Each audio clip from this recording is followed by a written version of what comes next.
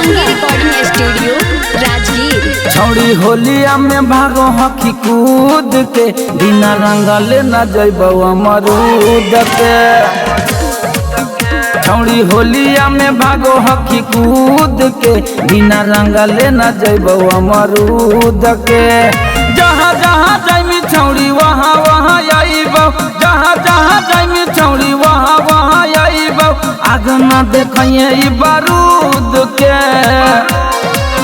छौड़ी होलिया में भागो हकी कूद के बिना रंगले न जइबो अमरूद के। छौड़ी होलिया में भागो हकी कूद के बिना रंगले न जइबो अमरूद के।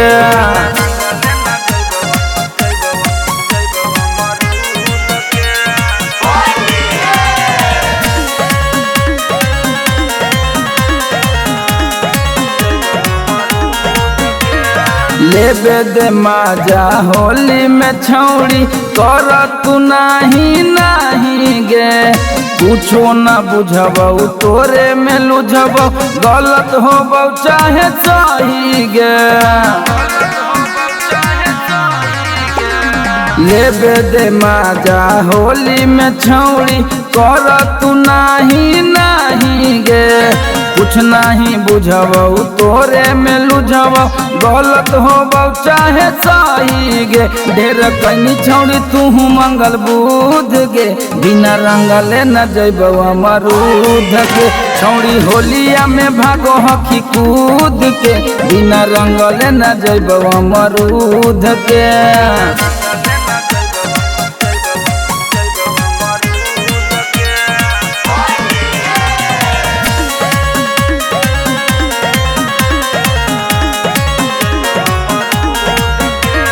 ललका पियर कहा ऊपर डालबो, डालबो नीचे हरियर कागे। प्रदीप परदेसी के हकौगे छौड़ी पिचकारी अभी कुंवर कागे। ललका पियर कहा ऊपर डालबो, डालबो नीचे हरियर कागे। दीपक दुलारा के हकौगे छौड़ी पिचकारी अभी कुंवर कागे। रंग हको छौड़ी अभी हमर सूद गे बिना रंगले न जइबो अमरूद के। छौड़ी होलिया में भागो हकी कूद के बिना रंगले न जइबो अमरूद के। Shivangi recording studio Rajgir.